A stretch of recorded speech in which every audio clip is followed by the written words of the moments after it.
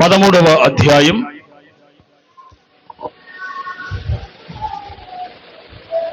1 రాజుల గ్రంథము 13వ అధ్యాయం 1-2 వాక్యాలు చదివి సహాయం చేయాలని ప్రభు పేరుతో కోరుతున్నాను. అంతటా దైవజనుడైన ఒకడు యెహోవా చేత సెలవునంది యూదా దేశము నుండి బేతేలునకు వచ్చును. ధూపము వేయుటకై యరొబాము ఆ బలిపీఠమునొద్ద నిలిచియుండగా ఆ దైవజనుడు యెహోవా ఆజ్ఞచేత బలిపీఠమునకు ఈ మాట ప్రకటన చేసెను. బలిపీఠమా, బలిపీఠమా, యెహోవా సెలవిచ్చినదేమనగా, దావీదు సంతతిలో యోషీయ అను ఒక శిశువు పుట్టును. నీ మీద ధూపము వేసిన ఉన్నత స్థలము యొక్క యాజకులను అతడు నీ మీద అర్పించును. అతడు మనుష్య శల్యములను నీ మీద దహనము చేయును. 3 కూడా చదవండి. ఈ బలిపీఠము బద్దలైపోయి దాని మీదనున్న బుగ్గి వలికిపోవుటయే యెహోవా ఇచ్చు సూచన అని చెప్పి ఆ దినమున ఆ ప్రవక్త సూచన ఒకటి ఇచ్చెను. చాలు. ఈ వాక్యం ద్వారా ప్రభు మనందరితో మాట్లాడినట్లుగా 2 చేతులెత్తి స్తోత్రాలు చెల్లించండి. 1 నిమిషం. హల్లెలూయా, హల్లెలూయా, స్తోత్రం, స్తోత్రం చెప్పాలి. అందరూ స్తోత్రం చెప్పాలి. హల్లెలూయా, హల్లెలూయా. మంచిది. చదవబడిన ఈ వాక్య భాగము శ్రద్ధగా మీరు నా వైపు చూస్తూ వాక్యాన్ని వినాలని తెలియజేస్తున్నాను. ప్రియులారా, సొలొమోను రాజు ఆయన తర్వాత వారి యొక్క కుమారుడు రెహబాము కాలములో ఈ యొక్క ఇశ్రాయేలు దేశము 2 భాగాలైంది. అంటే దాని అర్థం 2 దేశాలుగా విభాగించబడింది. ఇశ్రాయేలు దేశం ఒక దేశం అయినది 2 దేశాలైంది రెహబాము కాలములో. రెహబాము ఎవరంటే సొలొమోను గారి యొక్క కుమారుడు. బాగా అర్థం చేసుకోవాలి వాక్యాన్ని. అయితే ఆయన కాలములో ఇశ్రాయేలు దేశము 2 భాగాలైనప్పుడు రెహబాము కాలములో 2 భాగాలు. ఎట్లా? యూదా దేశం ఒకటి, ఇశ్రాయేలు దేశం ఒకటి. యూదా దేశం ఒకటి, ఇశ్రాయేలు దేశము. యూదా దేశములో ఉన్న ప్రజలందరూ కూడా రెహబాము సైడు, ఇశ్రాయేలు దేశంలో ఉన్న 10 గోత్రాల వాళ్ళేమో దేవుని చేత ఒక పిలుపు, ఒక దర్శనము కలిగి ప్రవక్త చేత హెచ్చరించబడినటువంటి ఒక వ్యక్తి ఉన్నాడు. అతని పేరు ఇక్కడ మెన్షన్ చేశాడు. మనం అందరం చదువుదాం ఆయన పేరు. 13వ అధ్యాయము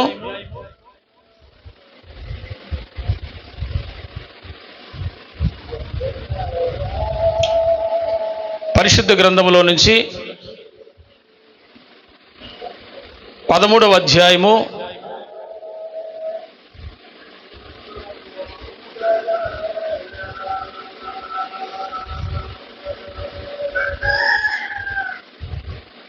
'అతని పేరు యరొబాము. చెప్పండి ఏం పేరండి? చెప్పండి ఏం పేరు? యరొబాము. 12వ అధ్యాయము ఒకసారి చదువుదాం. 12వ అధ్యాయము 21వ వాక్యాన్ని చదువుదాం. 12:2 మొదటి 12:2. నెబాతు కుమారుడైన యరొబాము రాజైన సొలొమోను నొద్ద నుండి పారిపోయి ఐగుప్తులో నివాసం చేయుచుండెను. చాలు. దేవుని స్తోత్రం చెప్పండి. ఇక్కడ ప్రియులారా నా వైపు చూస్తూ వినండి. ఈ యరొబాము అనబడినటువంటి ఈ యొక్క వ్యక్తికి అర్హతే లేదు. ఇతడు సొలొమోను గారి దగ్గర కొంతకాలం, రెహబాము దగ్గర కొంతకాలం పనిచేశాడు. కానీ ప్రియులారా, ఇతడి మీద దేవుని ప్రణాళిక ఒకటి ఉంది. ఆ ప్రణాళిక ఏటో నెరవేర్చుటకు దైవజనుడైన ఒకడు బయలుదేరి వస్తూ ఉండగా ఆ ఊరి బయట పొలంలో పడి నడుచుకుంటూ పోతున్నాడు యరొబాము. అతనికి ఎదురు పడతాడు ప్రవక్త. కొత్త వస్త్రాలు వేసుకుని అతనికి ఎదురుపడి దాన్ని 12 తునకలుగా చేస్తాడు. 12 దాన్ని ఏమంటే పీలికలుగా చేస్తాడు. వింటారమ్మా అందరూ? యాక్టివ్గా ఉండాలి దేవుని మందిరంలో. హల్లెలూయా, హల్లెలూయా. ఏదో కోల్పోయినట్టుగా కూర్చోవద్దేడా. ప్రపంచంలో ఎక్కడైనా ఆనందించే స్థలం ఏదైనా ఉంది అంటే అది దేవుని మందిరం తప్ప ఇంకెక్కడ నీకు హ్యాపీనెస్ ఉండదు. హల్లెలూయా. ఇక్కడ వినండి జాగ్రత్తగా. ఈ యొక్క యెరోబాముని ప్రవక్త కలుసుకుని అతన్ని చూచి దేవుడు చెప్పినట్లుగా తన యొక్క వస్త్రాన్ని 12 తునకలు చేస్తాడు, 12 పీలికలు చేస్తాడు. కొత్త వస్త్రాన్ని, తన మీద ఉన్న వస్త్రాన్ని చేసి 10 పీలికలు అతనికి ఇచ్చి, యెహోవా దేవుడు ఇశ్రాయేలు దేశాన్ని, ఆ 10 గోత్రాల ప్రజలు నీకు ఇస్తున్నాడని 10 పీలికలు అతనికి ఇస్తాడు. అది యెహోవా చేత సెలవు, యెహోవా వాక్కు. అంటే దేవుడు సొలొమోను తర్వాత రెహబాము కాలములో ఇశ్రాయేలు దేశం 2 ముక్కలైపోయింది. అది దేవుని చిత్తమే. రెహబాము దేవుని చిత్తానుసారంగా నడిచినటువంటి వ్యక్తి కాదు, తన ఇష్టానుసారంగా చేశాడు. అలాగే సొలొమోను కూడా తన ఇష్టానుసారంగా చివరి దినాల్లో బతికాడు. పిల్లారా, ఇక్కడ ఏమంటానంటే, మనము భక్తి చేసేటప్పుడు ప్రారంభ దినాల్లో ఒకలాగా, కొన్ని దినాలు గడిచిన తర్వాత మరి ఒకలాగా భక్తి చేసే వాళ్ళు ఉన్నారు. కానీ దేవుడు దాన్ని కోరుకోవట్లేదు అలాగా. ఎప్పుడు మనము భక్తి చేస్తే, ప్రభు మీద మనము భక్తి కలిగిన వారమైతే అది స్థిరంగా కొనసాగాలి. దేవుని స్తోత్రం. అది ఎల్లప్పుడూ కొనసాగాలి. హల్లెలూయా. కొంతకాలం భక్తి చేసి కొంతకాలం ఆపేసి, కొంతకాలం చర్చికి వచ్చి కొంతకాలం ఆగిపోయి, మరి కొంతకాలం దేవుని సన్నిధిలో ప్రార్థన చేసి మరి ప్రార్థనలు ఆపేసి, ఇది భక్తి కాదు. భక్తి అని అనుకుంటున్నారు. భక్తి అంటే ప్రతిరోజు దేవుని పట్ల కలిగి ఉండేది, అలా ఉంచి ఊరుకునేది కాదు. రోజు దేవుణ్ణి కలుసుకొని ప్రార్థన చేయాలి. దేవుని స్తోత్రం చెప్పండి. హల్లెలూయా. ఇక్కడ మీకు అందరికీ అర్థం కావలసిన ప్రాముఖ్యమైన విషయాన్ని మీ దృష్టికి తీసుకొస్తున్నాను. ఏంటంటే, ఎన్నిక లేని వాడిని ఎన్నిక చేసుకొని అర్హత లేని వాడికి అర్హత ఇచ్చి దేవుడు ఒక రాజ్యాన్ని సమకూర్చాడు యెరోబాముకి. ఈ సొలొమోను గారి కాలంలో, ఈ రెహబాము గారి కాలంలో పనిచేశాడు యెరోబాము. సొలొమోను కుమారుడైన రెహబాము కాలంలో రాజుకు పనివాడిగా పనిచేశాడు. ఇతన్ని దేవుడు కనపరిచాడు.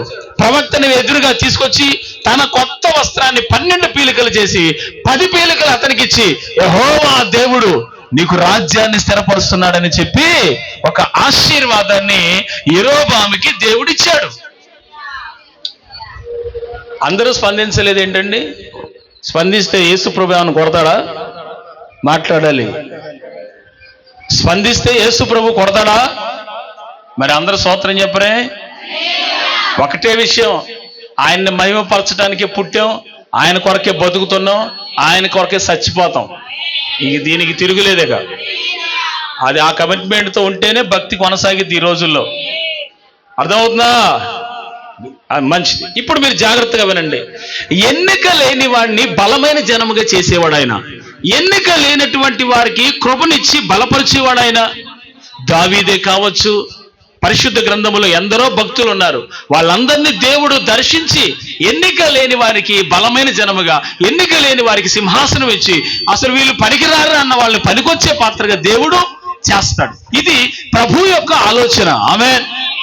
ఇప్పుడు నాకెవరు లేరు అని నువ్వు నేను అనుకుంటాం, కానీ మనం పనికిరామో, మనకెవరు ఆధారం లేరని మనం అనుకున్నప్పుడే దేవుడు మనకు ఆధారమయ్యుండి, దేవుడు మనకి స్వాస్థ్యమయ్యుండి మనల్ని అద్దరికి చేర్చువాడు ఆయనే.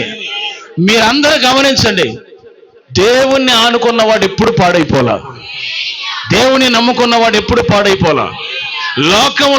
లోకాశల్ని నమ్ముకున్నవాడు, డబ్బుని, ధనాన్ని, అధికారాన్ని, బలగాన్ని నమ్ముకున్నవాడు కొంతకాలానికి నాశనం అయ్యాడు. కానీ యేసు ప్రభువుని ఆధారము చేసుకున్నవాడు ఎన్నటికీ నష్టపోలా, ఎన్నటికీ చెడిపోలా, వాడు బాగుపడ్డాడు. దేవుని స్తోత్రం చెప్దాం. దేవుడు ప్రేమించి యెరోబాముకి 10 గోత్రాల జనములు ఇచ్చేశాడు. ఆ రెహబాము కాలంలో ఇశ్రాయేలు దేశం 2 భాగాలు అయిపోయింది. దేవుని చిత్త ప్రకారమే అయింది. యెరోబాముకి అర్హత లేదు, కానీ అర్హత ఇచ్చాడు దేవుడు. హల్లెలూయా. ఏమి చూసి నా యందు ఈ కృపనిచ్చావు నాయనా అని వాడు కృతజ్ఞత కలిగి ఉండాల్సిన వాడా కాదా? మాట్లాడండి. నాకు ఈ కృప, నాకు ఈ ఆశీర్వాదము, నాకు ఈ యొక్క దీవెన రావటం నేను ఏ పార్టీ వాడిని? దావీదు అంటాడు, ఇశ్రాయేలు దేశం మీద నేను సింహాసనం మీద ఆశీర్వకు నేను ఏ పార్టీ వాడిని? అసలు ఎక్కడో గొర్రెల తొట్లో ఉన్న నన్ను తీసుకొచ్చి సింహాసనం మీద కూర్చుండబెట్టింది ఆయన కాదా? ఆయనకి ఎంత కృతజ్ఞత కలిగి ఉన్నాడు దేవునికి దావీదు. ఆయన కీర్తనలనే చదివితే ఎంత కృతజ్ఞత బుద్ధి కలిగి ఉన్నాడు.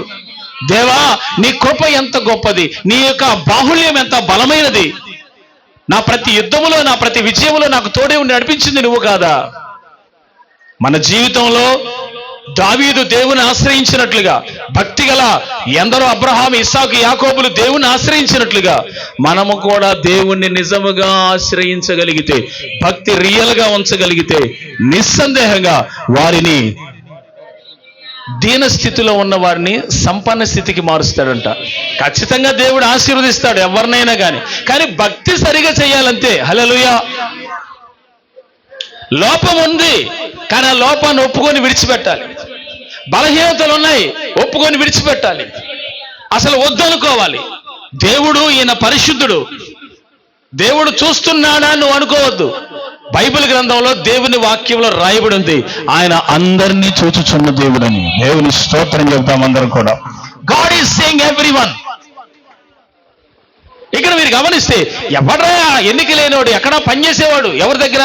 12:2 చదవండి. నెబాతు కుమారుడైన యెరోబాము రాజైన సొలొమోను వద్ద నుండి పారిపోయి ఐగుప్తులో నివాసము చేయుచుండెను. యెరోబాము ఇంకా ఐగుప్తులోనే ఉండి ఆ సమాచారం వినెను.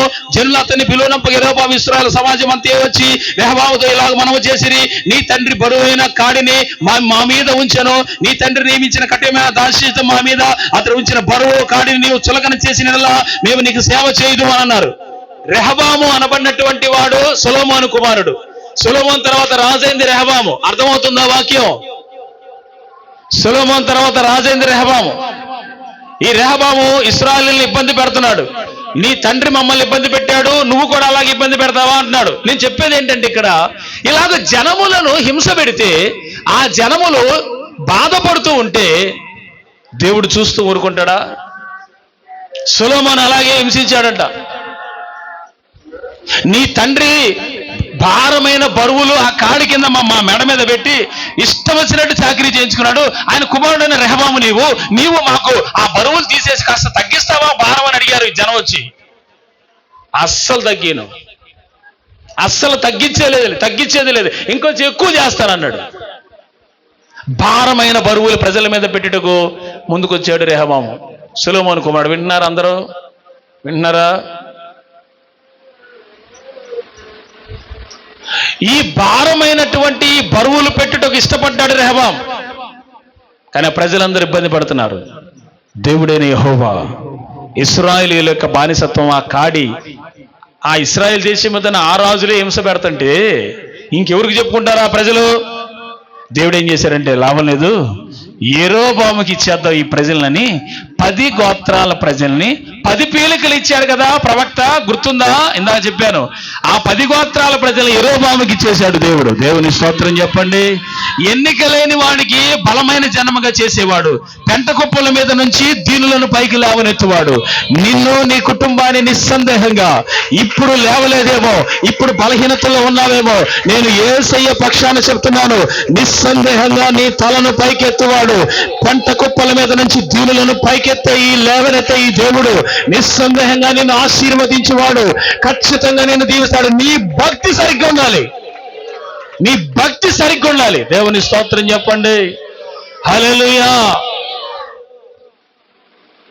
ఇక్కడ మీరు గమనించినట్లయితే ఈ యెరోబాము రాజుకి 10 గోత్రాల ప్రజలనిస్తే దేవునికి కృతజ్ఞత కలిగి ఉండద్దా? మీరు చెప్పండి. ఒకప్పుడు నీకేమీ లేదు, సరిగా గడవని స్థితి. ఒకప్పుడు నువ్వు పేదదానివి, ఒక 2 చీరలు నువ్వు కట్టుకున్నాను, ఒకటి కట్టుకోవడానికి, ఒకటి ఊతుక్కోవడానికి, 2 జతలు ప్యాంట్లు ఉన్నాయేమో, ఇంక నీకు లేవేమో.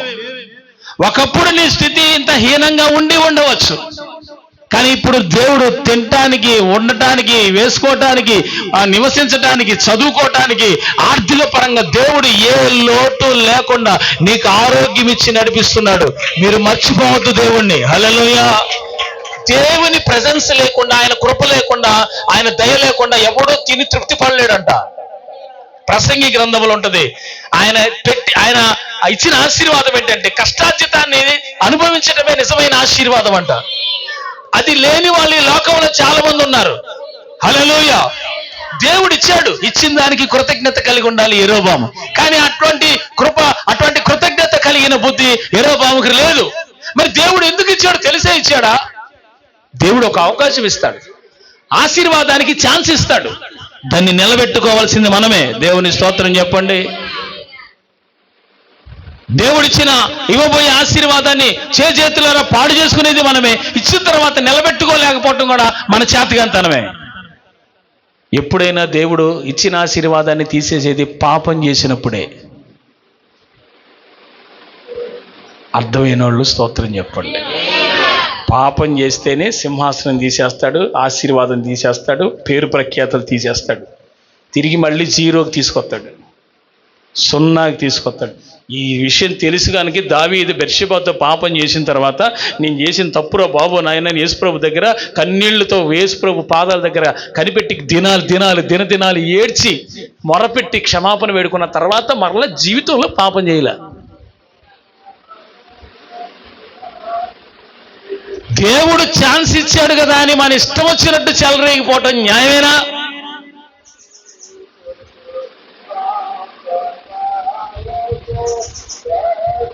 మనందరం కూడా యేసుప్రభు ఎంత ప్రేమగల దేవుడు అని తెలుసు. ఆయనకు ఇంకో పేరు కూడా ఉంది, ఎంత దయగలవాడో. ఆయన పేరు యెహోవా. నిర్గమ 23:20 ఏమంటాడు?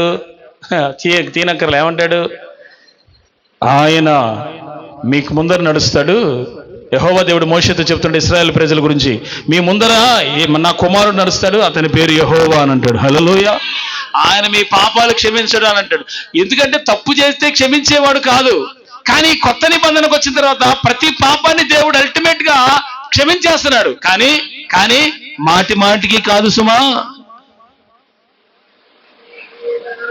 అసలు ముందు నీ కడుపులో దేవుని భయం ఉంటే ఏ బలహీనతల్లోకి ఏ పాపలకు పడం. ఎందుకంటే ఆయన భయం ఉండాలి. భయం లేనివాడు ఇంకా ఇష్టం వచ్చినట్టు బతుకుతాడు. ఇక ఏముంది? వీడికి దేవుడి భయం ఉంటే యెరోబాముకి ఈయనేం చేశాడు తెలుసా? ఈ జనం మొత్తాన్ని దేవుడు నాకు ఇచ్చాడన్న కృతజ్ఞత లేకుండా ఈ యెరోబాము రాజు ఆ 10 గోత్రాల ప్రజలందరికీ 2-3 చోట్ల విగ్రహాలు నిలబెట్టి దేవుణ్ణే మార్చేశాడు. అర్థమైందని అన్నది. ఈయన గారు దేవుణ్ణే మార్చి, యెహోవా దేవుడే కనికరించి నీకు జనమిచ్చి రాజ్యమిచ్చి రాజుగా చేస్తే నువ్వేమిటి దేవుణ్ణే మార్చేశావు?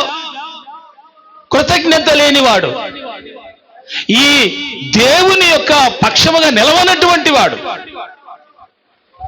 మీరందరూ ఒక మాట దృష్టిలో తీసుకోండి. ఎప్పుడైనా దేవుడు ఒక వ్యక్తిని కనికరించి ఆశీర్వదించాడంటే దాన్ని నిలబెట్టుకోవటం కూడా వాడి భక్తితోనే అది సాధ్యమవుద్ది. ఆమేన్. చేతవాలి, అది కూడా ప్రార్థనాపూర్వకంగా నిలబెట్టుకోవాలా. దేవుని స్తోత్రం చెప్పండి. ప్రియులారా, ఇశ్రాయేలు దేశం మీద సింహాసనం మీద రాజుగా ఏలుబడి చేసిన వారిలో దావీదు ఎంత దేవుని హృదయానుసారుడిగా పేరు తెచ్చుకున్నాడో, అలాగనే ఇప్పుడున్న మనందరము కూడా దేవుని పిల్లలుగా ఉండి మనమందరము దేవునికి హృదయానుసారులుగా ఉండాలి. కానీ యెరోబాము దేవుని దృష్టికి హృదయానుసారుడిగా నడవలా. దావీదు కుమారుడైన సొలొమోను కొంతకాలం దేవుని హృదయానుసారుడిగా నడిచి అతను ప్రార్థన చేస్తే బలిపీఠం మీదకి అగ్ని దిగింది. అతను ప్రార్థన చేస్తే ఆ అర్పణలు అంగీకరించబడ్డాయి. అతను ప్రార్థన చేస్తే డైరెక్ట్ గా దేవుడైన యెహోవా సూటిగా మాట్లాడాడు, కల ద్వారా మాట్లాడాడు. అంత కృప పొందినటువంటి వాడు కొన్ని దినాల తర్వాత భార్యల మాట విని విగ్రహ సంబంధమైనటువంటి స్త్రీలను పెళ్లి చేసుకొని మనసు తిప్పివేయగా అతని హృదయాన్ని తిప్పివేయిస్తే ఈజీగా తిరిగిపోయి యెహోవాను విడిచి బయలును ఆరాధించాడు. ఏమైంది నీ జ్ఞానము సొలొమోను? దేవుడు మనకు తెలియజేసేది ఒకటే, ఆశీర్వాదం ఇచ్చాడు, జ్ఞానం ఇచ్చాడు, అభిషేకం ఇచ్చాడు, సింహాసనం ఇచ్చాడు, అన్నిటికంటే ఐశ్వర్యం బహుఘనంగా ఇచ్చాడు, పేరు ప్రఖ్యాతలు ఇచ్చాడు. ఇన్నిచ్చిన దేవునికి ఎంత లోబడాలండి సొలొమోను? హల్లెలూయా, హల్లెలూయా. ఇన్నిచ్చిన దేవునికి నువ్వు ఎంత లోబడాలి? బైబిల్లో ఉంటుంది మాట, లోబడని పిల్లలకు శ్రమ అని. వింటున్నారా?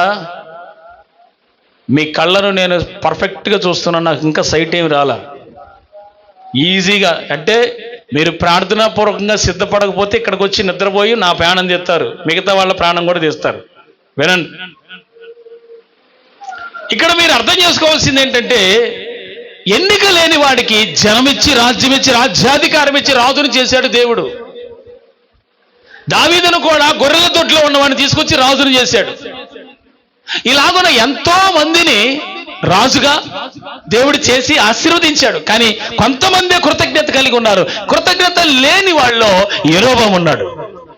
ఏమి లేదంటే ఆయనకి బాగా చెప్పాలి, ఏమి లేదు, కృతజ్ఞత లేదు. సరే, ఏం జరిగిందంటే, దానుకి వెళ్ళే మార్గంలో ఇంకా 2-3 చోట్ల ఇంపార్టెంట్ ప్లేసుల్లో ఏది యెరోబాము ఒక రాజ్యముగా కూడి తాను 10 గోత్రాల మీద రాజైనప్పుడు ఆ ప్రజలందరినీ భక్తి గల వాళ్ళు గనక, వీళ్ళకి యెహోవాయే దేవుడు గనక, వీళ్ళు భక్తి ఉండి మొక్కుబడులు చెల్లించుకోవడానికి మరలా యూదా దేశంలో అక్కడ ఉన్నటువంటి యెరూషలేము ఇశ్రాయేల్ దేశం వెళ్తారేమో. అక్కడ ఆ దేశంలో ఉన్న యెరూషలేములో మందిరం ఉంది.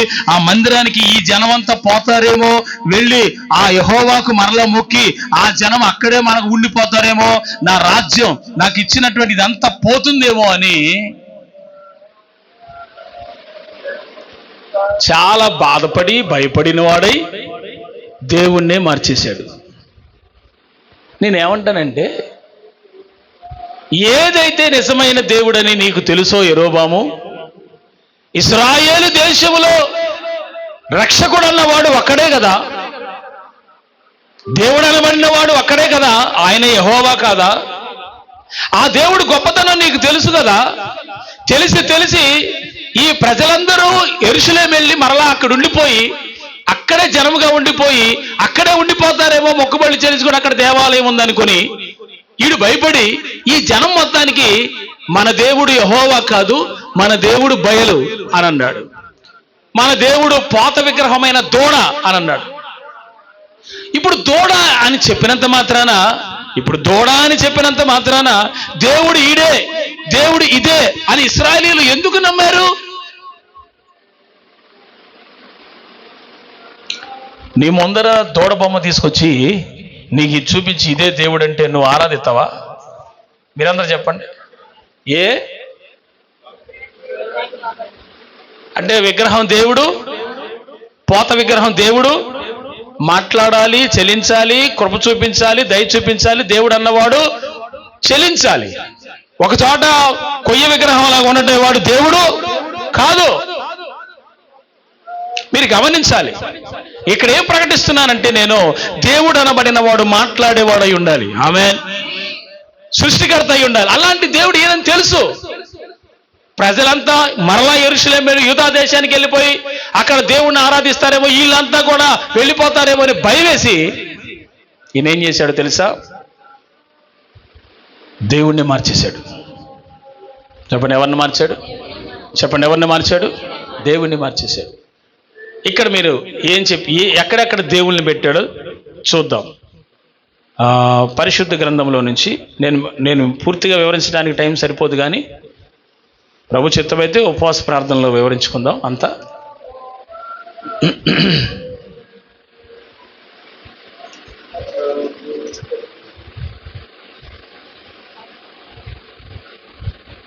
పన్నెండవ అధ్యాయం, మొదటి రాజుల గ్రంథం 12వ అధ్యాయం 27 నుంచి.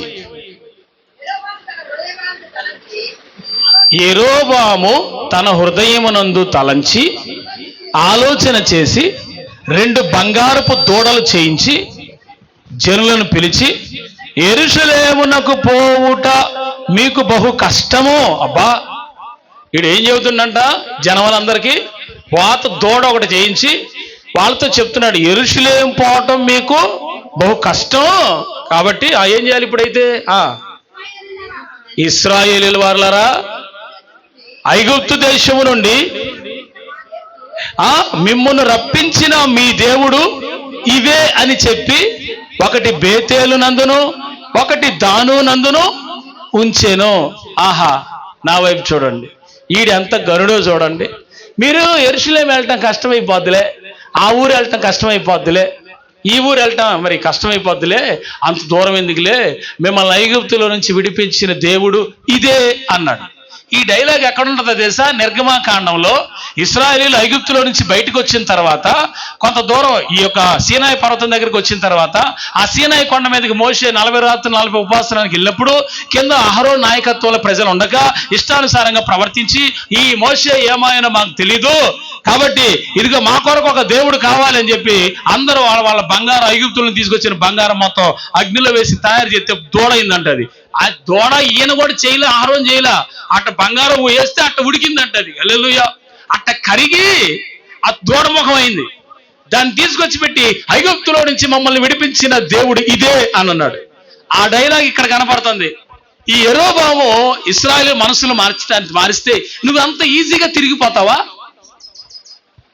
నీకు నిజదేవుడు ఎవరో తెలియదా? ఇశ్రాయేలు ప్రతి చిన్నదానికి మనసు తిరిగిపోతా ఉంటది దేవుని యొద్ద నుంచి. ప్రతి చిన్నదానికి హృదయం తిరిగిపోతూ ఉంటుంది దేవుని. నా దేవుడు నాకు ఏం చేశాడు? ఏం చేయాలి? నీకు బతుకునిచ్చాడు, రక్షణ ఇచ్చాడు, నీకోసం శిలువలో చచ్చిపోయాడు. అంతకంటే ఏం చేస్తాడు దేవుడు? హల్లెలూయా. దేవుడు చెయ్యాల్సింది దానికంటే ఎక్కువే చేశాడు. నీ పాపం, నీ దోషం, నీ అతిక్రమం అంతా క్షమించాడు ఉచితంగా. ఇంకంతకంటే ఏం చేస్తాడండి యేసుక్రీస్తు ప్రభు? నాకేం చేశాడు దేవుడు అని అంట. ఈ మాట పలిగితే సైతాన్ మాట. అది నీలో సైతాన్ ఉన్నాడని అర్థం చేసుకో. నువ్వు కనీసం అదన్నా తెలుసుకో. చిచి నేను ఈ మాట అన్నానండి, నా ప్రభుని అలా అనకూడదు కదా, నేను భక్తి గల వ్యక్తిని కదా. ఓ ఇశ్రాయేలు, యెరూషలేము వెళ్ళటం కష్టమైపోతుందంట. ఇటు చూడు దేవుడిని అంత ఈజీగా మారుతున్నాడు. సరే, ఆడికి సిగ్గు లేకుండా వాడు యెరూషలేము పోయే మార్గంలో, వాడు చూడు అసలు మార్గంలో ఎట్ట పెట్టాడు కదా, యెరూషలేము పోయే మార్గంలో పెట్టిండంట. ఓ గుడి కట్టించి అన్నారా, గుడి కట్టించి దూడ ముఖాన్ని నిలబెట్టినంట. ఇట్ట అది ఇట్ట ఉంటుందిగా, అది ఇట్టే ఉంటుంది కదా. ఈడు వెళ్ళేవాడు, ఈడు దూడ మొహం వాడు, ఈడికి అసలు బుర్ర లేదు, గుజ్జు లేదు, జ్ఞానం లేదు. ఇశ్రాయేలీయులు పోయేవాళ్ళు, వీడు దారిలో పెడితే పెట్టాడు అనుకో, పోయేవాడు చిచి ఇది మన దేవుడు కాదురా అనుకోవచ్చుగా. అసలు విగ్రహం దేవుడు ఏంట్రా అని అనుకోవచ్చుగా. ఈ పాత దూడ దేవుడు ఎందుకైతాడని అనుకోవచ్చుగా. పోతా ఎవడన్నా యెరూషలేము పోదాం, మన బంధువులు ఉన్నారు ఆడని పోయారు అనుకో, అక్కడ కూడా మొక్కుబడి తీర్చుకొని వద్దామని బయలుదేరారు అనుకో, అక్కడికి వెళ్దాం ఉంటే దారిలో ఇది కనపడేసరికి ఎందుకురా అంత దూరం, ఎవడు పోతాడు అంత దూరం? ఏదైనా కూడిక నందిగామలో పెడితే ఎంత జాగో వీళ్ళు ఎవరు రారు అసలు. ఇదిగో ఈ పన్నారం సంఘం వాళ్ళు ఎంత దూరం ఉందో మరి అక్కడికి. హల్లెలూయా. అవేనండి. సరే, పోతా చూసేసరికి ఇంకా మొక్కుబడి ఏడో తెలుసు, ఇదే దేవుడు అన్నారా, ఈ తోడే దేవుడు అని చెప్పాడు. ఐగుప్తులోంచి విడిపించిన దేవుడు ఇదే అని అన్నప్పుడు ఇశ్రాయేలీయుల జ్ఞానం ఏమైంది? దేవుని పిల్లలు ఇది దేవుడు కాదు, యెహోవా మన దేవుడు అని ఎందుకు తలంచట్లా? వాళ్ళు కూడా యేసులో ఉండాలంటే రిస్ట్రిక్షన్స్ అన్ని, రూల్స్ రెగ్యులేషన్స్ ఉన్నాయి బాబు. అసలు ఇదైతే ఫ్రీడమ్ మనకి, మన ఇష్టం. దానికి ఒక ధర్మశాస్త్రం ఉందా? దానికి ఏమైనా లా ఉందా? దానికి ఏమైనా పద్ధతులు ఉన్నాయా? ఎవడు ఇష్టం వచ్చినట్టు ఆడు బతకటం, తినటం, తాగటం, సుఖించడం, ఎంజాయ్ చేయటం, డిస్కో పబ్బులు, చెక్కులు, ఇష్టం వచ్చినట్టు బతకటం. అవునా? లోకం అది ఫ్రీగా అది రమ్మని పిలుస్తుంది. అది కానీ దేవుల్లో ఉండాలంటే మొట్టమొదటి అంశమే పాపం చేయకూడదు. అది సెట్ అవుదండి మనకు. అది వాడు సెట్ కాలేడు. ఎందుకు? ఆడికి దూడ కావాలా? దేవుని స్తోత్రం చెప్పండి. ఈడు దూడమోహముడు కాబట్టి ఆ దూడ కావాలా? దేవుని స్తోత్రం. ఈడు ఈడు తెలివి చూడు. అసలు ఈ పెట్టడం కూడా యెరూషలేము మార్గంలో, ఇల్లే మార్గంలో పెట్టాడంట. ఈడు మామూలుడు కదా. ఈడు ఎప్పుడు దాటిపోకుండా ఊరు బయటికి పోయేసరికి గుడి కనపడతానేసరికి ఇంకొద్దులేరా ఇక్కడ చెల్లించేది, ఇదే దేవుడు అన్నాడుగా. అంటే ఏది కనపడితే అదే దేవుడా? చెట్టు, పుట్ట, రాయి, రప్ప, పాకే పురుగులు, జంతువులు,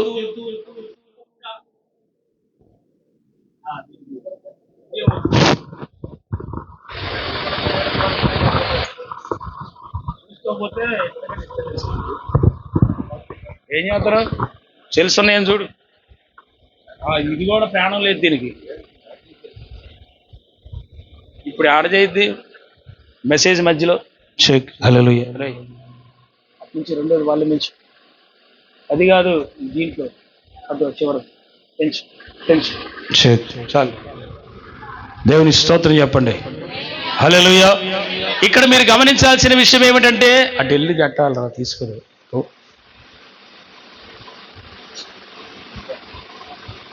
సరే వదిలే నాన్న అయిపోయింది వదిలే కూర్చో వెళ్ళి కూర్చో.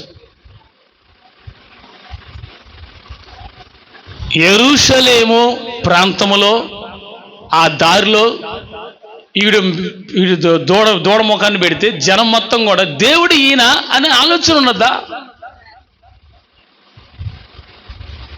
ఏ దేవుడు నిన్ను ఐగుప్తు దేశంలో నుంచి తీసుకొచ్చాడో, పరాక్రమ కార్యాలు చేసి, అద్భుతమైన కార్యాలు చేసి, ఆశ్చర్యకరమైన క్రియలు చేసి, ఎవ్వడు ఎన్నడో ఎప్పుడు చూడని చెయ్యని అద్భుతమైన కార్యాలు దేవుడు చేశాడు కదా నీ పక్షాన. ఓ ఇశ్రాయేలు, నిజ దేవుడు ఎవరో తెలియదా?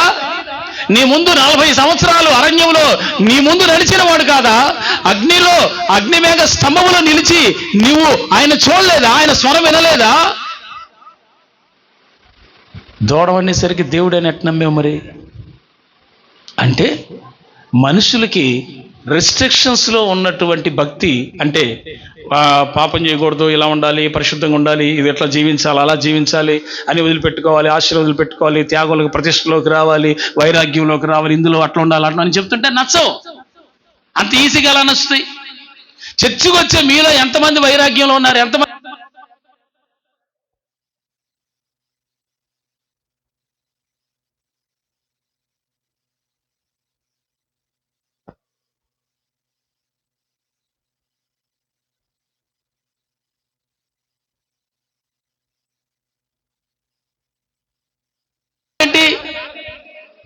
ఇశ్రాయేలు ఎందుకు పోతతోడ ఈయనే దేవుడు అనేసరికి మరి ఆ జ్ఞానం ఏమైపోయింది ఇశ్రాయేలుకి?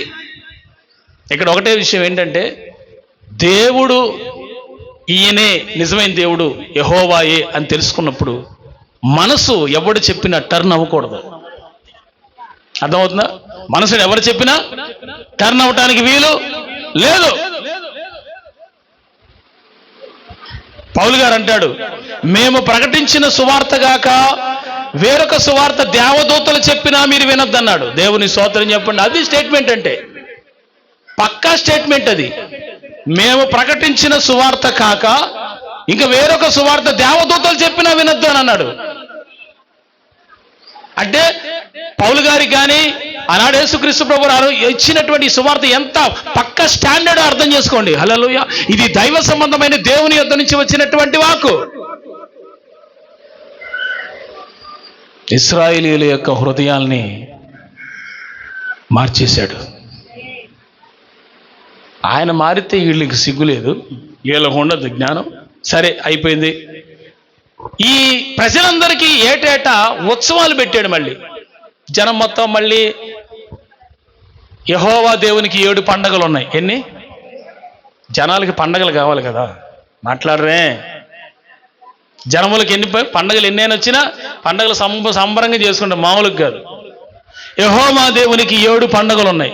ఈడేం చేశారంటే పండగలన్నీ ఉన్నాయి కనుక ఈ జనం మొత్తం పండగ జనం కనుక పోతారేమో మళ్ళీ ఆయన దగ్గరికి. అందుకని ఈడు కూడా ఉత్సవాలు చేయటం మొదలు పెట్టాడు. సంవత్సరానికి ఒకసారి ఏటేటా యెరూషలేముకి వెళ్ళే మార్గంలో ఉన్న పోత తోడకి, దానుకి వెళ్ళే మార్గంలో ఉన్న పోత తోడకి కుళ్ళు కట్టించాడు కదా. మరి అక్కడ ఏం చేస్తున్నాడంట? ఉత్సవాలు. ఏటేటా అరే జనం మొత్తం ఇక వచ్చారు, తిరణాల జనం. హల్లెలూయా. ఇక మనవాళ్ళు దేవుని తెలియదు ఏముంది, ఇష్టం వచ్చినట్టు బతుకుతారు, తినటం, త్రాగటం, ఎంజాయ్ చేయటం, ఇది ఉత్సవాల్లో జరిగేది. ఇదివరకు మరి ఇప్పుడు జరుగుతున్నాయి లేదు తెలీదు. మా టైం అంటే నేనేం పెద్ద ఓల్డ్ ఏం కాదు, చెప్తున్నా. కొంచెం వెనక్కి వెళ్తే ఒక 15 ఏళ్ళు 20 ఏళ్ళు వెనక్కి వెళ్తే ప్రభలు కట్టేవాళ్ళు. ఇప్పుడు కూడా కడుతున్నారులే, చాలా చోట్ల ఉన్నాయి. ఉత్సవాలకి రికార్డింగ్ డ్యాన్సులు వేసేవాళ్ళు. దరిద్రం. భక్తేమో దేవుడికంట, డాన్సులేమో సైతానికంట. మరి వాళ్ళు అనుసరించేది ఏంటో ఇక వాళ్ళకి అర్థం కావాలా? దేవునికి స్తోత్రం, మనకు తెలియదు అవన్నీ. హల్లెలూయా. యేసుకి మహిమ కలుగును గాక. హల్లెలూయా. ప్రియులారా, వీళ్ళందరూ ఇక అక్కడికి చేరి ఈ చేసేదంతా మనకు తెలుసు.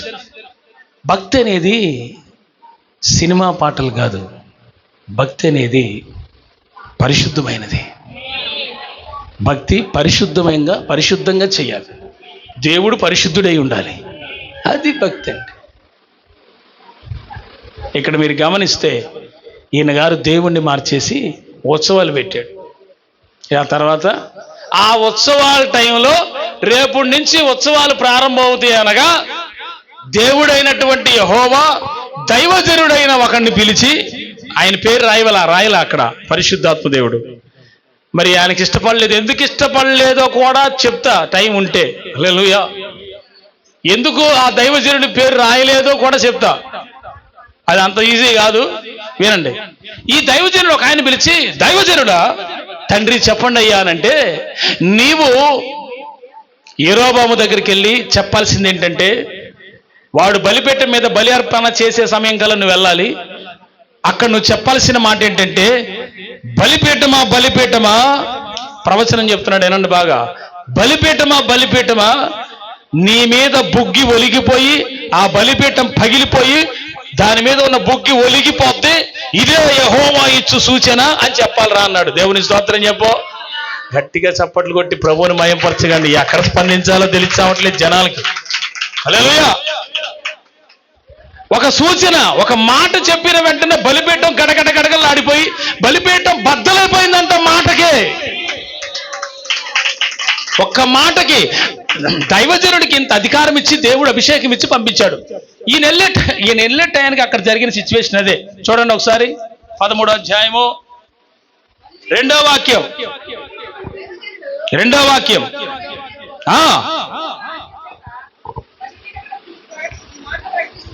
యెహోవా ఆజ్ఞ చేత బలిపీఠానికి ఈ మాట ప్రకటన చేశాడు. ఎవరికి చెప్తున్నాడు ఈ మాట? యెరోబాముకా బలిపీఠానికా? బలిపీఠంతో మాట్లాడుతున్నాడు. ఆ బలిపీఠం ఎవరితో తెలుసా? యెరోబాము దేశములో బయలుకు అర్పిస్తున్న బలి అర్పణ బలిపీఠం అది. అర్థమైందా? బయలుదేవత కట్టిన బలిపీఠం అది. హల్లెలూయా, హల్లెలూయా. మీరు బాగా అర్థం చేసుకోవాలా. యెహోవా దేవునికి విరోధంగా దేవుని పిల్లల్ని ఇశ్రాయేలును మోసం చేసి కపట భక్తి చేసి దేవుణ్ణి మార్చేసి ఉత్సవాలు పెట్టి దేవునికి విరోధంగా చేస్తున్న యెరోబాముకు మూడింది. హల్లెలూయా. నువ్వు వెళ్ళి బలిపీఠంతో మాట్లాడు అన్నాడు. ఏం మాట్లాడాలంటే చదవండి ఇప్పుడు ఏం మాట్లాడమన్నాడు. యెహోవా సెలవిచ్చున్నదేమనగా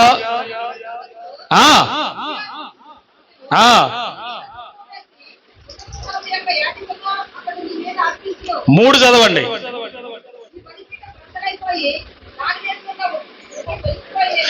ఈ బలిపీఠం బద్దలైపోయి దాని మీద ఉన్న బుగ్గి ఒలికిపోవుటే యెహోవా ఇచ్చు సూచన అని చెప్పి దేవుని స్తోత్రం చెప్పండి. నా వైపు చూడండి. ఇక ఈ మాట పట్టుకున్నాడు. సరే ప్రభా, నేను వెళ్ళి బయలుదేవతకు కట్టినటువంటి బలిపీఠంతో ఈ మాట చెప్తానన్నాడు.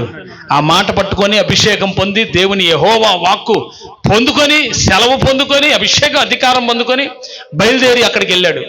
ఆ ఊరు వెళ్ళాడు. నెక్స్ట్ డేకి వెళ్ళిపోయిన తర్వాత ఇలాంటి బలిపీఠం ఒకటి కట్టారు. నీకు అర్థమైందా? ఇలాంటి బలిపీఠం ఒకటి కట్టారు. వాళ్ళు కట్టి ఇక దహన బలి అర్పించే టైంలో అర్పించబోతున్నప్పుడు పని స్టార్ట్ చేద్దాం అనుకున్నప్పుడు ఈ దైవజనుడు ఎదురుకెళ్ళి నిలబడ్డాడు. నిలబడి బలిపీఠమా నీవు బద్దలైపోయి నీ మీద ఉన్న బుగ్గి ఒలిగిపోవుటయే యెహోవా ఇచ్చు సూచన అన్నాడు. ఈ బలిపీఠం మీద బుగ్గి ఉంది అంటే ఏంటి? బొగ్గులు ఉన్నాయి, అది మండుతుంది. అది ఎవరి బలిపీఠము? బయలు బలిపీఠము, సాతాను యొక్క బలిపీఠము. ఇప్పుడు ఈ సాతాను బలిపీఠానికి ఎవరి వాక్కు వస్తుంది? దేవుడైన యెహోవా వాక్కు. దేవుడైన యెహోవా వాక్కు వచ్చుట చేత ఆ బలిపీఠము బద్దలైపోయి దాని మీద ఉన్న బుగ్గి ఒలిగిపోయిందంట. జస్ట్ మాటే చెప్పాడు, ఒక్క మాటే ప్రకటించాడు, ఒక్క మాటే చెప్పాడు. యెరోబాముకి వార్నింగ్ ఇవ్వడానికి వచ్చినటువంటి దైవజనుడు. ఆమేన్. బలిపీఠమా బద్దలైపో అన్నాడు అంతే. ఒక్క దెబ్బకి ఎవడూ బద్దలు చేయలా, అదే బద్దలైపోయి దాని మీద ఉన్న బుగ్గి ఒలిగిపోయింది. వీడికి ఊరుకుంటాడా? ఎవరు నువ్వు అని పట్టుకోరా అన్నాడు. ఇక్కడ చూపించాడు. ఇక్కడి నుంచి భుజం దగ్గర నుంచి ఇక్కడ దాకా చెయ్యి ఎండిపోయింది. ఇక్కడి నుంచి ఇక్కడ వరకు ఆ రాజు చెయ్యి ఎండిపోయింది, మొత్తం పీలగా అయిపోయింది, సన్నగా ఎముకైనట్టు అయిపోయింది. అది వాళ్ళు వస్తుంటే తీర్థం రావట్లేదు, అది అక్కడే ఉంది. దేవుని స్తోత్రం చెప్పండి. What a great miracles. దేవుడితో పెట్టుకొని దేవుడిని మార్చేసి ఇశ్రాయేలీయుల భక్తిని చెడగొట్టిన నీకు ఈ శిక్ష సరైంది. ఎంత పీకుతున్నా రావట్లేదండి ఇది. అప్పటికప్పుడు బుద్ధి వచ్చి మనకు అదేగా జరిగేది. మనకి ఏదైనా శ్రమో, ఏదైనా శోధనో, ఏదైనా బాధ వస్తేనే బుద్ధి వస్తుంది, లేకపోతే రాదుగా. దిద్దుబాటు కాలం అండి. ప్రార్థనలో కూర్చుండదు, అప్పుడు కూర్చుండదు అమ్మ, లేకపోతే కష్టం. అందుకే దేవుడు కూడా అప్పుడప్పుడు ముట్టిగా లేకపోతే సెట్ అవ్వరం మనం. ఆయన తెలుసు అన్ని. ఆయన అసలు మామూలు అసలు ఆయన ఎంత గొప్ప బోధ కూడా తెలుసా. ఎవరిని ఎప్పుడు సెటరేట్ చేయాలో ఆయనకి తెలుసు. ఆయనకి తెలిసినట్టుగా ప్రపంచంలో ఏ పిహెచ్డి చదివినోడికి తెలియదు. ఎవరిని ఎక్కడ సెట్ చేస్తే సెట్ అవుతాడో తెలుసు ఆయనకి. డాక్టర్ కంట ఎక్కడ ఏ నరం పట్టుకుంటే ఏ ప్రాబ్లం వచ్చిందో కొన్ని నరాల డాక్టర్ తెలిసిద్దంట. ఆయన అసలు పరమ డాక్టర్ ఆయన. హల్లెలూయా. నిన్ను ఎక్కడ పట్టుకోవాలో ఆయనకి తెలుసు. దేవుని స్తోత్రం చెప్పండి. తెలియదేం లేదు, ఆయనకు అన్నీ తెలుసు. ఆయన పట్టుకొని ఒత్తి దాకి ఎందుకు తెచ్చుకుంటావు? మెల్లగా లోబడు ఆయనకి. హల్లెలూయా. మెల్లగా మంచిగా లోబడు. దేవుని స్తోత్రం. దైవ భయం కడుపులో ఉంటే అర్థమవుతుంది. దైవ భయం కడుపులో ఉంటే చెయ్యండి ఎందుకు ఎండిపోయేదా తెచ్చుకుంటారు. హల్లెలూయా.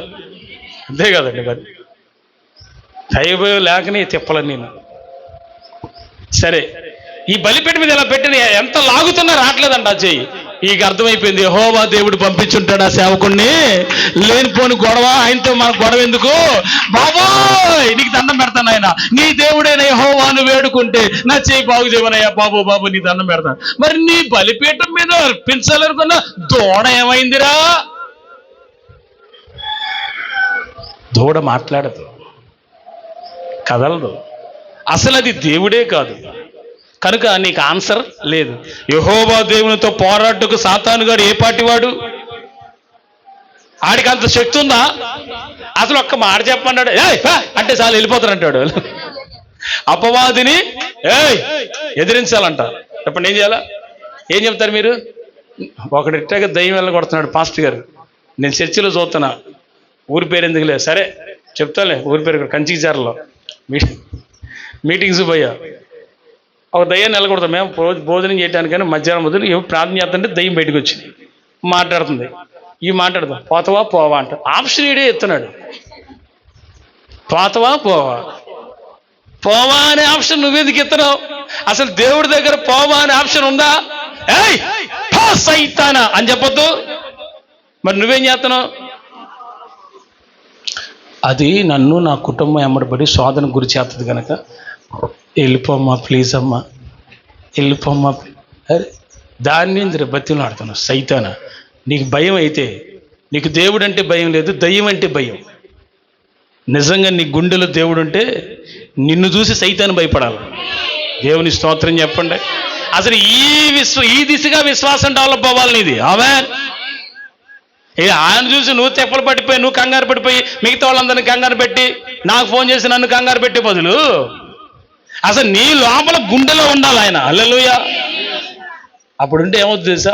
యేసుప్రభు చెప్పాడు, ఒక మొక్క అపవాదిని ఎదిరించడం. ఎట్ట ఎదిరిస్తారు? ఒక్క మాట చెప్పండి, నేను ముగిస్తున్నాను కానీ అయిపోయింది. ఎదిరించడం అంటే ఏంటి? సైతానా అది కదా. మరి ఆ మాట చెప్పటం వల్ల, మైకుంటం వల్ల అరిసిందా? గుండెలో నుంచి వచ్చిందా? అది మ్యాటర్ అంతా ఏడుండాలా? హల్లెలూయా. ఇదంతా ఈకైపోయి పోవా ఇది పోదు. ఆడు ఎల్లగొట్టడు. వీడు ఆప్షన్ ఇస్తుంటే నేను మా నాన్నతో అన్న, ఏంది నాన్న దానికి ఆప్షన్ ఇస్తున్నాడు అన్న. ఆడంటే నేను పోనంటుంది, పోనంది. పోవా అయ్యింది. బతిలాంటి సిచ్యువేషన్ ఏమైనా ఉందా? ఇప్పుడు దావీదు ఆరాధన చేస్తున్నాడు, ఈ సౌలు గారు పిచ్చి పట్టిన వాళ్ళలాగా ప్రవర్తిస్తున్నాడు. నిజంగానే దయ్యం పట్టింది వాడికి. ఆ దయ్యం పట్టిన వాళ్ళలాగా ప్రవర్తిస్తున్నప్పుడు, లాగా కాదు పట్టింది, అట్టాగే ప్రవర్తిస్తున్నాడు. దావీదు ఎదురుకి వెళ్ళిపోయి ఆ సితార తీసుకొని ఆరాధన చేస్తున్నాడు. హల్లెలూయా. ఓ మంచి ఆరాధన. ఏం పాడదాం ఈడ? అదెందుకు? యేసయ్య నీతో జీవించగానే నా బ్రతుకుగా మారేనులే. ఆత్మలో ఆత్మపూర్ణుడు ఏదో పాట పాడుతూ ఆత్మలో పాడుతూ ఉంటే దేవుని ఆత్మ చేత పాడుతుండగా ఆళ్ళలో ఉన్న దయ్యం అక్కడ నిలవలేకపోయింది. ఎట్ట చూస్తున్నాడంట. చూసి వాడి దగ్గర ఎప్పుడు ఈట ఉంటుంది, సౌలు దగ్గర. ఆ ఈట పొదునైంది. ఎప్పుడైనా దావీదుని కొట్టి చంపాల. మీకు విషయం చెప్పనా, ఈర్ష్య ద్వారానే దయ్యాలన్నీ ఇంట్లోకి వస్తాయి. మీరు ఒకళ్ళతో ఒకరు, నేను మంచి మంచి సీక్రెట్ చెప్తానండి, ఎవరి మీద ఈర్ష్య పడద్దు. ఆమేన్. ఈ సౌలు దావీదు మీద ఈర్ష్య పడ్డాడు. ఎక్కడ? గొల్లియాతుని పడగొట్టి వచ్చేటప్పుడు ఆ దావీదు 10,000 కొలదిగా, సౌలు 1000 కొలదిగా అనేసరికి వీడికి సౌండ్ తగ్గాయి. వీడికి సౌండ్ తగ్గేసరికి ఈర్ష్య పెరిగిపోయాయి. హల్లెలూయా. ఈయన్ని గొప్ప చేయలేదుగా జనం. జనం ఏమన్నారు? అసలు ఈ జనం దగ్గర కూడా ఉంది, ఎవడమన్నాడు అసలు అంట. దేవుని స్తోత్రం. దావీదుకి 10,000 కొలదిగా స్తోత్రాలు, సౌలుకి 1000 కొలది తుస్తానే. వీడికి అక్కడ మైండ్లో పడిపోయింది. అంటే దావీదే గొప్పోడా? ఇశ్రాయేలు దేశం మీద నేను రాజును కదా, నాకు అంత గొప్పతనం రాలేదు. ఎందుకు వద్దరు? నువ్వు గొల్లియాతుని పడగొడితే జనం మొత్తం నిన్ను అనేవాడు, నువ్వు పిరిగితనంగా పారిపోతుంటివి. ఎవడు గుండెలో ధైర్యం ఉన్నాడో వాడే దేవుడి కోసం పనిచేస్తాడు. దేవుని స్తోత్రం చెప్పరే. ఆడేనండి ఇప్పుడు ఇట పట్టుకున్నాడు ఈట, ఇట్ట చూస్తున్నాడు. ఆయనేమో ఆత్మలో ఆరాధిస్తున్నాడు. హల్లెలూయా. ఈ దైవం లోపల నుంచి వెళ్ళిపోవటాన్ని చూస్తుంది ఆరాధన చూసి. హల్లెలూయా. అందుకే నేను చెప్పేది, ఆ వర్షిప్ చేసేటప్పుడు బలమైన ఆరాధన చేయండి. తడిసిపోండి, చెమట పట్టిపోవాలి, ఆరాధన చేయాలి, కష్టపడాలి. అసలు ఆ ఆరాధనకి నీలో ఉన్న బలహీనతలన్నీ కొట్టివేయబడతాయి. ఆరాధన, వర్షిప్ అని చాలా పవర్ఫుల్ అండి. నేను అందుకే మొత్తుకునేది అది. అయితే ఈ చూసి వీటి ఎట్లా విసిరాడంట. ఈయన గారేమో ఒక చోట స్థిరంగా కూర్చొని ఆరాధన చేసే వ్యక్తి కాదు. ఇట్ట తిరుగుతూ ఉంటాడు. హల్లెలూయా, హల్లెలూయా, హల్లెలూయా, స్తుతి మహిమ. ఎడో కడిగది అది ఆరాధన కాదా? ఆయన ఆరాధనలో అంత తన్మయంతో ఉజ్జీవించబడుతుంటే సౌలు విసిరేసిన ఈయన సాంగ్ ఎట్టాగే ఆరాధించే విషయంలో ఒక గోడ కొట్టిన మేకులాగా ఉండేటట్టయితే కరెక్ట్గా దిగేది దావీదులోనికి.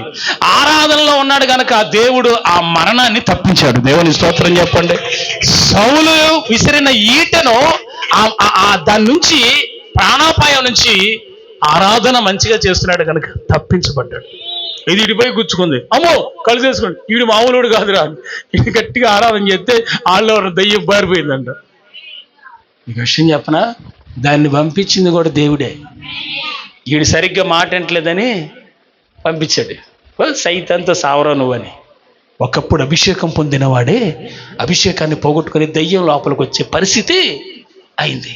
కారణం ఈర్ష్య.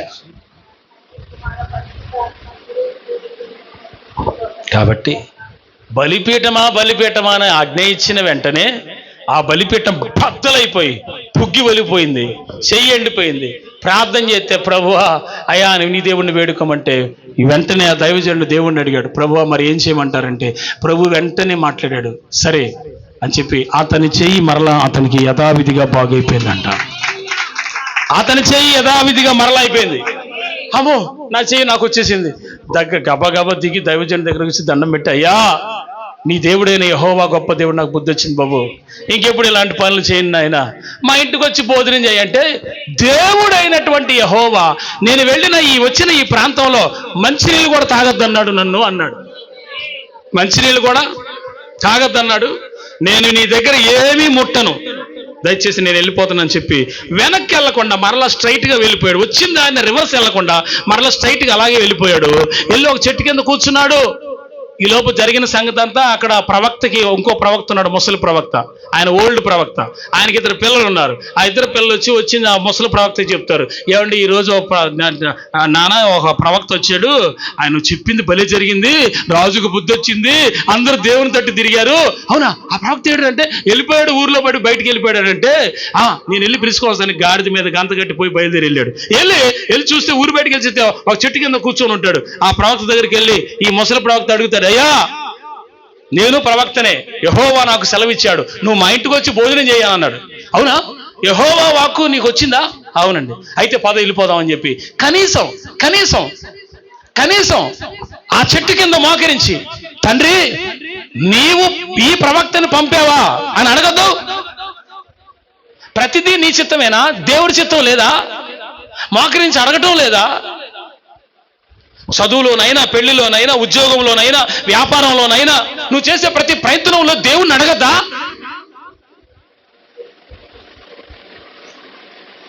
దైవ చిత్తానుసారంగా చెయ్యాలి ఏది చేసినా. మనం దేవుని పిల్లలం. ఆమేన్. ఉద్యోగంలోనైనా, వ్యాపారంలోనైనా, పెళ్లిలోనైనా, చదువులోనైనా, ఇంకెక్కడికి స్టడీకి వెళ్ళడానికి, వేరే దేశాలకు వెళ్ళడానికైనా, ఏదైనా నీ జీవితంలో మోకరించి నేను ఇది చెయ్యాలనుకుంటున్నాను ప్రభు అని నువ్వు ఆయనకు ప్రార్థన చేసావా?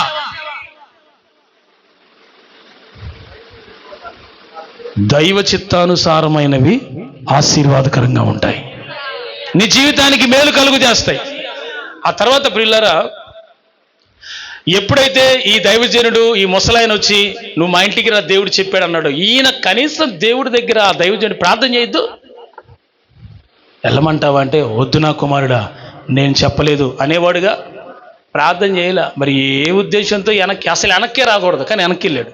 ఆ చెప్పినట్టు వెళ్ళి వాళ్ళ ఇంట్లో భోజనం సిద్ధపడితే గబగబా తినేసి కూర్చున్నాడు. అమ్మయ్యా ప్రభువా స్తోత్రం నాయన అనే లోపు ఈ ముసలి ప్రవక్తలో నుంచి దేవుడు మాట్లాడుతున్నాడు. అర్థమైందా? ఈ ముసలి ప్రవక్తలోంచి దేవుడి, ఇదే నీ దేవుడైన యెహోవా వాక్కు, నువ్వు దేవుని మాటకు లోబడలేదు గనక నీవు మార్గంలో వెళుచుండగానే సింహము నిన్ను ఎదుర్కొంటదన్నాడు. చంపేస్తుంది సింహం అన్నాడు.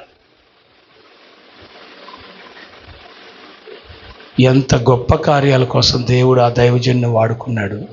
ఒక చిన్న మిస్టేక్, వెనక్కి తిరిగి వచ్చి భోజనం చేశాడు. దెబ్బకి సింహం, ఈయన వెళ్తూనే ఉన్నాడు, దారెమ్మడి పడి ఎక్కడి నుంచో వచ్చింది భయంకరమైన కొదమ సింహం వచ్చి వాడిని కొట్టి ఆ దైవజనుని చీల్చి అక్కడ పడేసింది, చంపేసింది. దైవజనుడైన నేనైనా, మేము దైవజనులు ఎవరమైనా, విశ్వాసులైన మీరైనా దేవునితో జాగ్రత్తగా ఉండాలా. తమాషా కాదు. ఆ సింహం వచ్చి మార్గాన్ని వెళుతున్నట్టు దైవజనుడి మీద పడి చీల్చింది, చంపేసి మళ్ళీ అక్కడే కూర్చుంది, కానీ ఆయన్ని తిల్లా. ఇక్కడ మీరు గమనించాలి, ఆ సింహము ఆ దైవజనుని తిల్లా. అది యెహోవా వాక్కు. ఆ దైవజనుడు చచ్చిపోయి అక్కడే ఉన్నాడు, కానీ సింహం ముట్ల. ఈలోపు అటు నుంచి గాడిద ఒకటి వచ్చింది. ఆ గాడిద కూడా అక్కడే ఉంది. వచ్చి ఆ గాడిద కూడా ఈ గాడిద కూడా ఆడే ఉంది, ఈ నేసుకెళ్ళిన గాడిద, ఆ గాడిద కూడా ఆడే ఉంది. ఆ గాడిదను కూడా ఆ సింహం ముట్ల. దేవుని వాక్కు. నేను ఒకటే మాట మీకు చెప్తాను, ఆది కాండములో నోవా కాలంలో దేవుడు చెప్పిన ప్రతి మాట పక్షులు జంతువులు విని ఓడలోకి వచ్చినాయి. సింహం మాంసం తింటది, పులి మాంసం తింటది, కానీ అది ఓడలో ఉన్నంత కాలం పాలు దాగి గడ్డి తిని బతికినాయి. దేవుని స్తోత్రం.